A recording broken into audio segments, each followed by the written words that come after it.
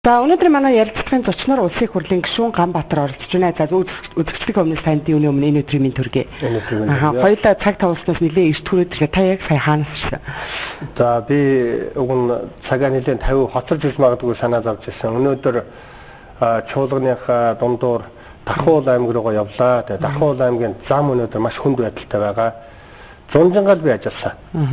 6 компанитай нийлж ажилласан. Манай Дархан Азаа компани ерөнхий менежерийн ажилласан байгаа. Дахуул Улаанбаатарын чиглэлийн зам уу? Тий, Дахуул Улаанбаатарын зам. Ямар хүнд байгааг та нар мэднэ шүү дээ. Тэгээд 100 очоод тэр улаан тоосон дунд нөгөө мөр хэдэн замын компаниудаар одоо хурдлаач, шавдуулаач, загнаач гэх тэгээд телевизоруудынхантай очоод одоо шахалт үзүүлэх бол үнэндээ хэцүү. Тэгэд байдгаараа мэрийгээд байгаа мөртлөө одоо бас ажил явж ирсэн. Тэгээд энэ удаад бол би бас тодорхой сэтгүүлчтэй очоод тэдэнтэй уулзаад ямар ч байсан үндэсний тэр 6 компанидаа баярлалаа гэдгээ илэрхийлсэн. Та нар маань үнэхээр хичээсэн шүү гэж. Дуусч амжаагүй. Тэгээд тэнд автобустай дарханчууд маань явж ирсэн. Би одоо зам яг хүссэн хугацаанд бас дуусаагүй уучлалт гуйсан. Ингээд энэ 10 сардаа багтааж дуусгахын төлөө бид ингээд ажиллаж байгаа гэдгээ хэлсэн. Гол очны шалтгаан бол 4 сар 5 сар тэгэхээр би энэ зам тээврийн ганц их сайттай ярилцсан. Энэ одоо зам болохгүй яах вэ, ийх вэ, хурдлаач гэх. Тэгээд засгийн газрын хуралдаанаар 6 сарын 12-нд шийдээд 7 сарын 2-нд албажиж гарын үсэг зурж 17 тэрбум төгрөгөөр зам засварын одоо энэ санхүүжилтөнд шийдсэн. Хамгийн сонирхолтой юм нь өнөөдөр хүртэл хөгжлийн банкнаас энэ мөнгө гарч өгөхгүй байгаа.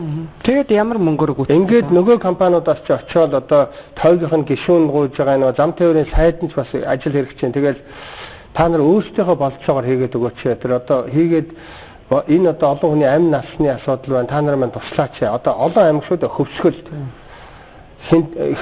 Сэлэнг, Эрдэнэт, Булган. За тэгэл Оросоос орж ирж байгаа бүх 8 бизнес ч одоо энэ замаар явж байгаа олон улсын зам шүү дээ энэ чинь. Ингээд учирлаад нөгөөдөл одоо бас одоо ингээд өөрсдийнхөө болцоогоор хийсэн. Өнөөдөр хүндээ идэгдээд үр зээлэндээ бас баригдаад хүнд байдалтай байгаа. Ингээд тэр компаниудаа өнөөдөр хүртэл надад итгэж одоо хийсэнд баярлалаа. Хөгжлийн банкнаас мөнгө гаргах тал дээр одоо би бас ингээд бүр хариуцж аваад хөөцөлдөё гэд. Ингээд би тэдэнтэйгээ уулзаад ирсэн. Хөгжлийн банкнаас нэгд өдөр бүр албан ёсоор уулзсан. Яагаад мөнгө гацаагаад байгаа юм? Тэр хөгжлийн банкнд мөнгө нь ороод ирсэн чинь нөгөө Самура бонд чинь нөгөө 1.5 тэрбум долларын бонд маань мөнгнөөс энд орно шүү дээ. Тэгээ яагаад өгөхгүй байгаа яг?